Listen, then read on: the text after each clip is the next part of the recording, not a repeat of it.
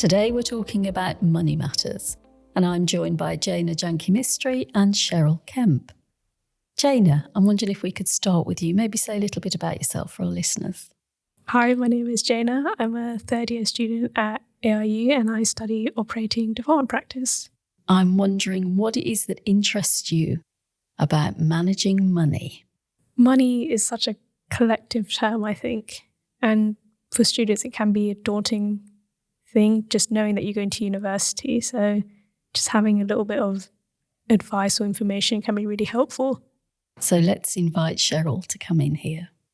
And first of all, Sheryl, maybe say a little bit about you. I'm a student money advisor and I've been in this position for 19 years. So it's quite a long time. I have seen lots of changes when it comes to student funding and student finance, scholarships and bursaries, but also the makeup of our students as well. So the issue of money sounds quite a large topic then, and I'm interested to hear where this conversation goes. I might jump in from time to time, but I'm wondering the first thing maybe, Sheryl, is what do we need to know about money?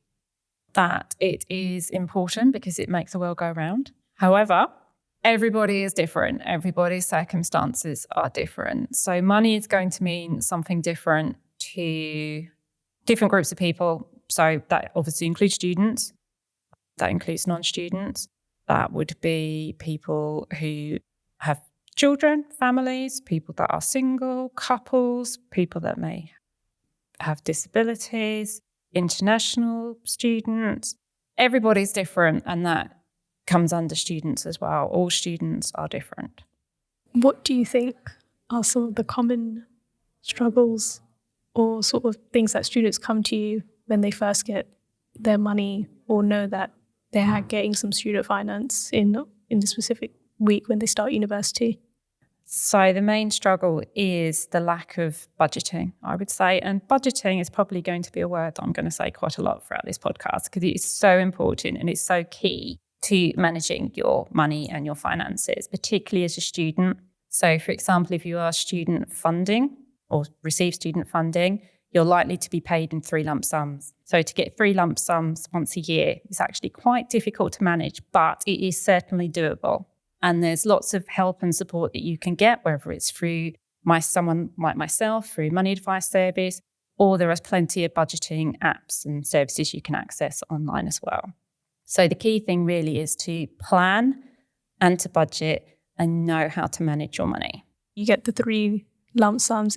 I feel like it comes at such an awkward time and it's not an even amount, I would say. So you only get a little bit and then you sort of you either spend it all or you try to save it. But because it just comes in these 3 installments, it can be difficult to have that budget. Yeah, I would agree. And also it's quite tempting, isn't it, as well? Because when you have all that money go into your account, that I think causes a big temptation to spend it because you can see it's there.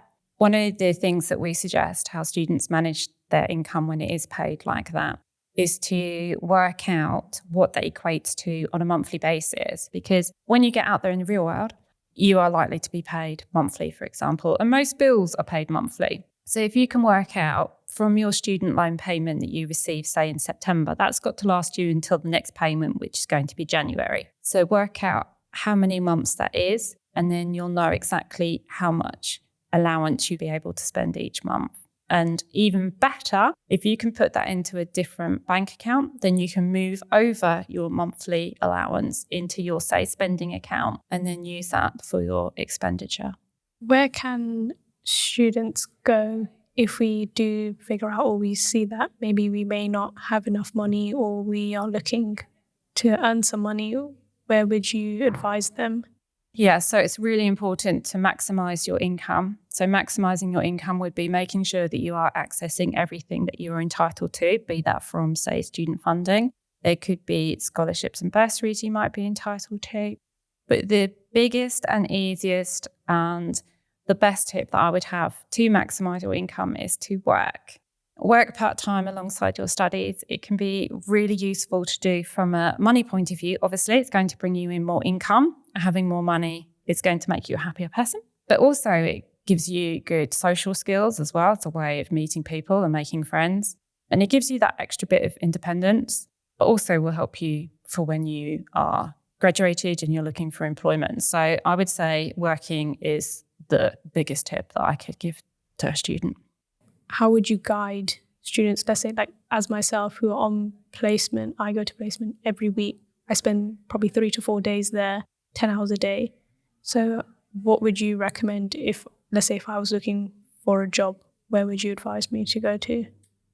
I would advise you to go to ARU Temps because the work is potentially so flexible, and because they employ a lot of students, they know obviously students have timetables and different placements that they might need to get to. So a lot of the work that they offer could be very flexible around what you can do and what you can fit in. They're not going to tie you in, say, every Monday and Tuesday every week, for example. So that would be my first port of call where to go to. But also think about the holiday time as well. You get really long holidays potentially on some courses. So maximise that time. If you can, work potentially full time, say over the summer vacation period, that's a good few months of working and earning a living and saving up as well, which is only going to help you when you come back to university. And the Christmas holidays as well, that's a big time to look for employment. There's a lot of places that are looking for Christmas work as well. It can be a bit embarrassing at times, especially if you're part of a large social group, or you decide to join a society and you want to do things together just with your friends, or it can be as simple as just attending placement. It can be difficult just to say, actually, I can't afford this. I would still like to join, but you just don't want to miss out because you want to have a good time at university, talk to people, engage in all these things.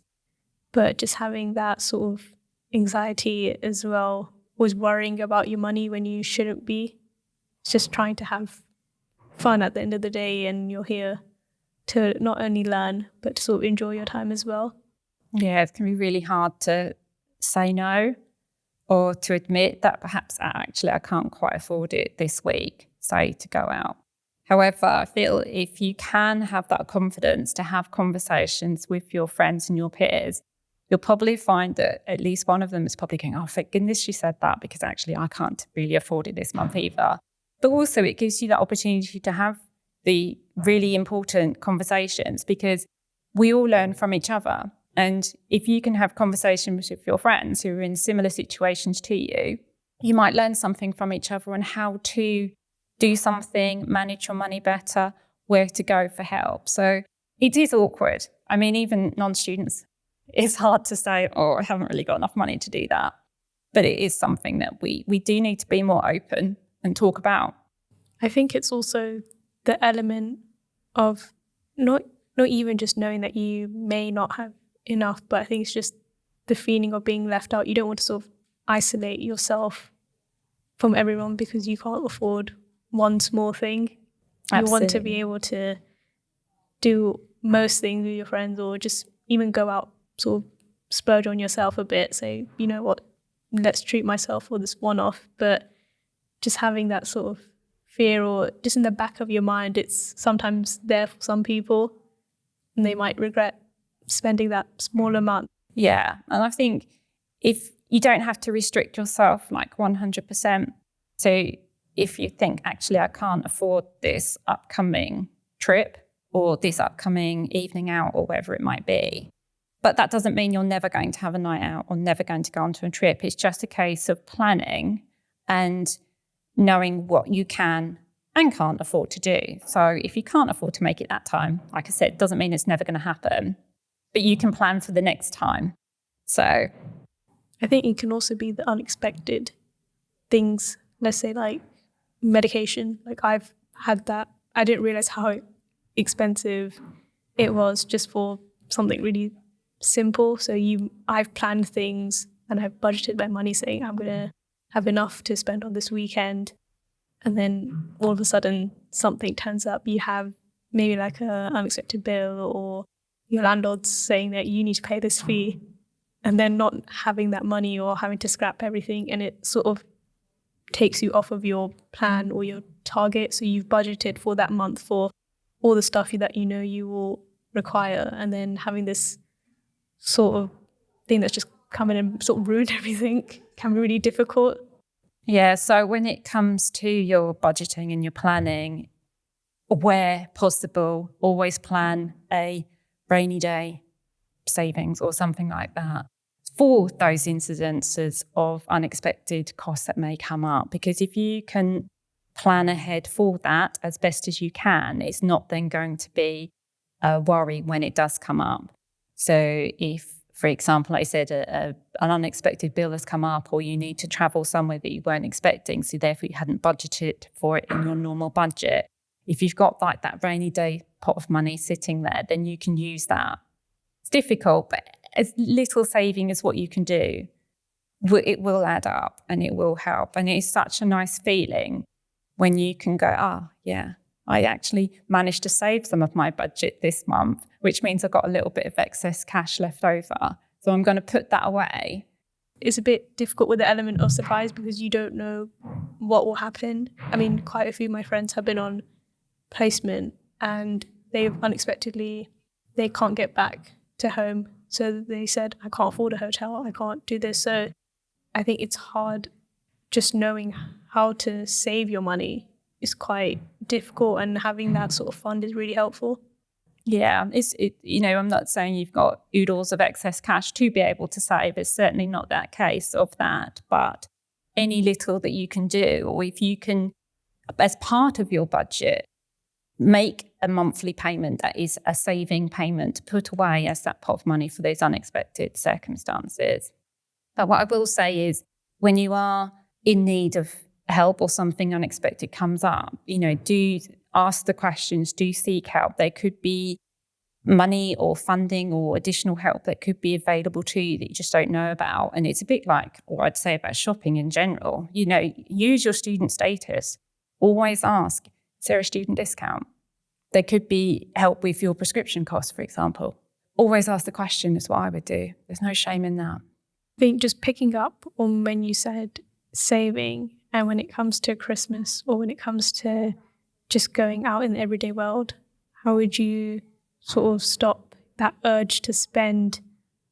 There's a lot of temptation out there. And I think also there's a little bit of sort of guilt almost, particularly like you said with Christmas and birthdays, is you don't want to be that person that can't afford to go out, or you don't want to sort of not buy something as a present, as a gift for a friend or family. And having that pressure can be really difficult, and you still have to manage within your means. So one sort of tip that we have is give the gift of your time, for example. So let's say you have a family member that has small children and you can give the gift of babysitting. Maybe that's not going to cost you anything, but that is going to be really valuable to them. And I'm sure they would take you up on the offer. So little things like that, see what you can do that isn't going to cost you a lot or anything. But also think about like you said, the temptation. It is everywhere, and it's not just for students. One of the things is if you say sign up for a shop to get a discount on something that you've bought, which you should do because no one should be paying full price for anything. But then you see those emails come into your inbox and it's like got 10% off here, or this offer for this week only, 25% off. And you think, oh yeah, that's really good. That's a good deal. But then you think, do I actually need it? Do I really want it? So the best way to avoid that is not to see those emails at all. So I have a separate email account that I just use for like signing up for mailing lists and junk and things like that. So I don't really see when those offers come through. However, it can be handy when you do know you do need something. I recently was waiting to buy something that I knew that there'd be an offer coming through at some point. I just held off. And then I got the email and I made the purchase and I got myself a bargain. And that is always a good thing. I think I've seen on the rise of social media and seeing a lot of people, like influencers and things, saying, I've got this, like the new Stanley Cup, like that's a big thing at the moment. I've seen that a lot. And just with people just having it. But there's a thing like with trends and whatnot. If you see one person, you might think, oh, I need that. And then if your whole friend group has it, or you see everyone else has it, you may feel left out. And then you have that sort of urge to spend or just want to sort of fit in, even though you don't need it. I saw this really interesting thing online where it said how to manage that sort of urge. If you walk into a shop and you see this thing that you really like, hang on to it and go around the shop, go look at a few things. And when it does come to time to leave the shop or pay, can you actually remember what you picked up, or do you actually like it? Will it work with other things that you have at home, or do you have something else that is better or you can find at a better price? So I think that was quite helpful, and I sort of stick to that rule now, or even just buying secondhand, looking for those sorts of stuff, especially sort of pricey things. Yeah, it's a really good example with the whole Stanley Cup, because that's so popular, but incredibly expensive. And there are cheaper versions out there. So you might just have to wait a little bit, but you will always find a cheaper version of something. And try not to shop or buy on impulse. Always think, do I really need it? And that's something as well that we do talk about a lot, is your needs versus your wants. They're quite different, as you'll probably know. If you think about your needs, are the essential things that we all need. So paying your rent or your mortgage, so having a roof over your head, buying food because you all need to eat, drink, your utility bills, for example, they're all your needs. So those are the things that we must cover from our income. And then the wants are those things that, I do quite like that, or I would quite want that.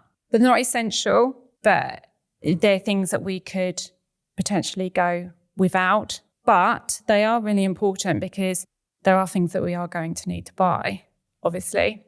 And those sort of things will bring us that little bit of joy, happiness that we need. So it's just important to make sure that when you are thinking about your wants, that you don't look at everything that you want. You may need to make some restrictions as well. For example, with subscriptions, that's one of the biggest things that we see, spending on bank accounts and things like that, is there's so many subscriptions now, whether it's music, even food subscriptions, you can get that, can't you? And television, I think I counted there's about 7 different television subscriptions that you could potentially have. And that's a lot. And that's a lot of money when it adds up, because it might seem like $5.99 a month or whatever it might be. But that all adds up, and we don't need that. If you can afford it, that's great. But if you can just say pick 1 or 2, if that's something that particularly means a lot to you. So TV is something that I do enjoy. It's my means to relax. So I do make sure that I can afford to cover, say, a streaming service. But I won't have them all because that's just not affordable. I think nowadays, especially with Amazon, they have a 6-month, I think, student sort of free period trial, and then you get at a student rate. You can also get those things. So I think it's quite good, even if you do want to have a streaming service, or let's say you think, actually, I do want a few, but not all of them, just looking for those discounts can be really helpful. So I only have the one.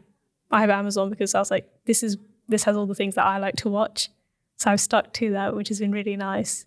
But when I go to friends' houses or things like that, they also have other streaming services. So I go watch over there, or I've realized that in the cinema, they have all these new movies. And I know, well, in a month or 2, they'll probably be on the streaming services, and you can pay probably like a fraction of the price for it. So I think it's just being aware, do I really want to watch it? Or if you want to, you can, but just being at home, can I do it at home? Am I able to wait, or is it something that I really, really want to do? And you touched on the fact that there are student discounts on things like that. And that's definitely a really key point, is just ask, even if it's not obvious, if there is a student discount, just ask, because you'll be surprised. Places to get into, whether that's museums, theatre, cinema, but also on those subscription services as well. They all probably all have, or no, some definitely do have a student rate.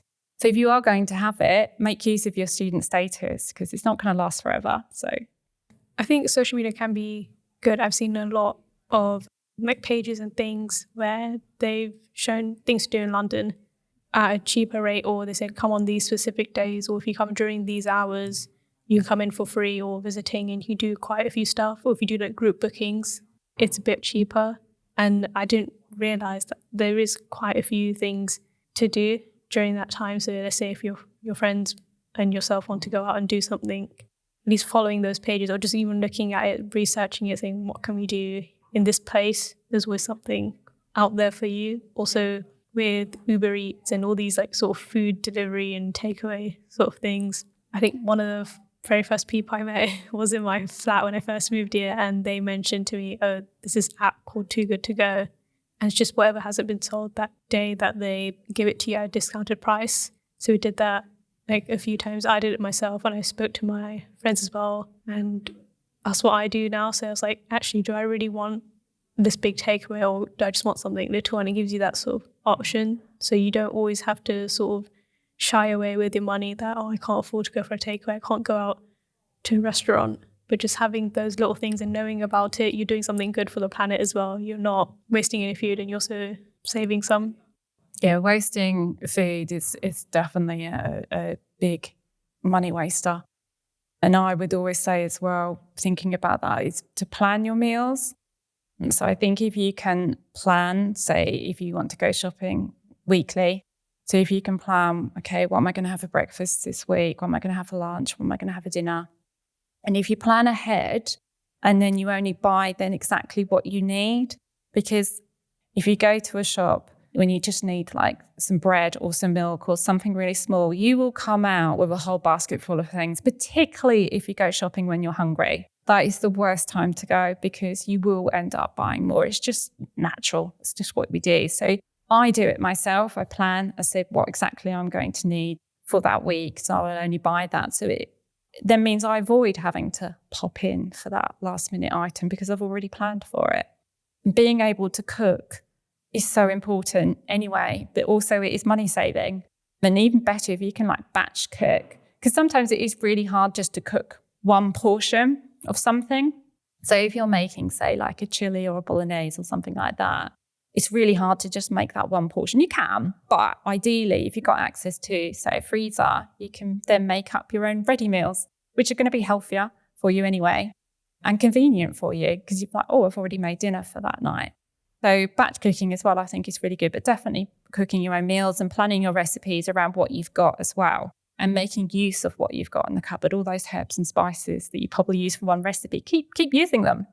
Yeah, I think that's what I learned when I first started to cook. It went awful, but I think after 2 weeks, I got slightly better at it.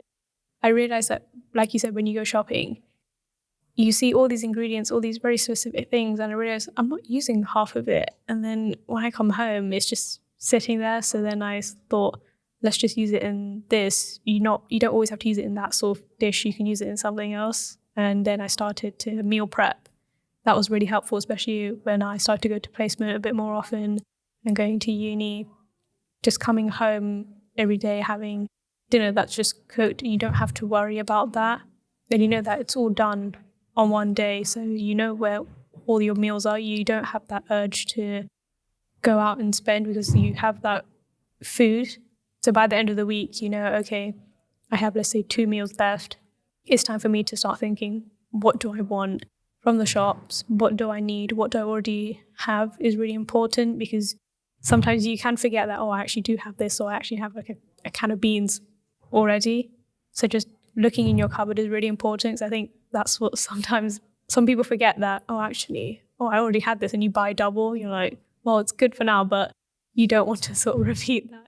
Yeah, I would agree. And that one sort of way to easily save some money as well, though it is a case of also being really good and not falling for temptation. But it's those little things like making your own coffees and teas rather than buying them. It can be really expensive, can't it? To buy a latte is like £3 something potentially. So that's quite a lot if you're doing that, say, daily. Just make your own and bring in your own lunches rather than, paying for them. That will help you to save some money as well. I did notice early, I think it was last year, that they had meals for £1 at the university. So I noticed a lot of new students at my placement telling me that this new thing going on, the meals are really cheap. And that's how I found out. Then I was like, oh, I didn't know that. So I went and checked it out myself as well. And I did get a lovely breakfast. I got some pancakes and things. So it was really nice. Fantastic. Yeah, it's a really good deal, that meal for £1. It's open to staff as well. So it is amazing. But I know there's other things as well, like I believe in the student union, you get access to use their microwaves and kettles. So that's really good. Again, I keep stressing, bring your own lunch in. But you've got the means to do that as well if you want to bring in something to microwave. I did say that to a few of my friends on the course. I told them that, you do realize you can warm up your lunch here. And they said, really? But yeah, you can. It's always been there. And I noticed that they also had like a bit of fruit or some other like snacks. It was never there because we were too late, but they did have that. And it was just really nice to, it's there if you need it, or let's say you forgot something at home or you just bought something quick. And when I first started, they had these little like baskets of chocolate pretzels and things like that, which are really nice. I did take those, and it was just nice knowing that if I do need something, or if I'm just sitting down, we meet up with friends, we can have that, we can share it together, and it's just nice. Yeah, and that's a really good point that you've made, though, is the fact that you discovered these things by talking to each other. And that's something that I would like to take away from this is it's so important just to have a conversation, no matter how awkward it might be. But it's not awkward, is it? Just having a conversation about tips and advice and did you know this? Or how can I save on this? Or what did you do about this? It's really important to have those conversations, and particularly sort of peer-to-peer as well, because you don't always want to hear that conversation from a grown-up adult, so to speak. Having that confidence to just have a chat with your friends, people on your course, because they're going to know stuff that you don't know, and it could be really useful. I think is when I started talking to more people, just even at placement and just in lectures, the more and more I got to see them and get to know them, we all sort of soon started to realize that we all face this common struggle about money or what to do with it, or even just applying for the bursary. It was last week I had one of the really nice theatre nurses ask me, oh, what was that thing that you were telling me about NHS and some sort of bursary? I was like, yeah, if you go onto this website, it's on here and it explains it all, and they can also ask the university. So it's just knowing those little things, just in my experience, and being part of the Welcome Buddy scheme also let me know that there's also this and we can provide this as well. So just let your students know as well, and your other colleagues, that this is available, or go speak to the eye centre if you're not sure, and they'll be able to redirect you to somewhere. So this has been a really great conversation, and what I heard was planning, preparing, budgeting, get creative with it, talk to each other about it. And I'm just wondering, Sheryl, is there anywhere students can go if they've not been doing any of that and they've got themselves into a pickle? Yeah, never be too afraid or shy to come talk to us if you have got yourself in a pickle, but also come talk to us anyway about possible money advice and tips that we have, because there's a lot of wealth of information that we have within our service, and we are here to help all students be proactive, but also if you have got yourself into a little bit of strife. So for our home students, they can come to Student Money Advice, and they can do that through the eye centre. We have appointments that they can book. We can talk to you over the phone. We have live chat, email, as well as face-to-face Teams appointments as well. And for our international students, we would also encourage them to talk to International Student Advice. I'm wondering, Jayna, what would the takeaway be for you today? Learning how to budget. So commonly student finance, they give it in the installments. So knowing how much you're going to have for that month, as Sheryl said, and paying yourself like in a monthly like check or something, just transferring it over and knowing that this is how much you have to spend, and just keeping in mind that of the element of surprise, if you do need to go somewhere or something happens, you have that rainy day money, which is really helpful. So it's all about saving your money, but also enjoying it at the same time. If you've been impacted by anything we've spoken about in this episode, please reach out to the Counselling and Wellbeing team and make the most of the support we can offer you. Visit aru.ac.uk/wellbeing to find out more about our service and how to get in touch.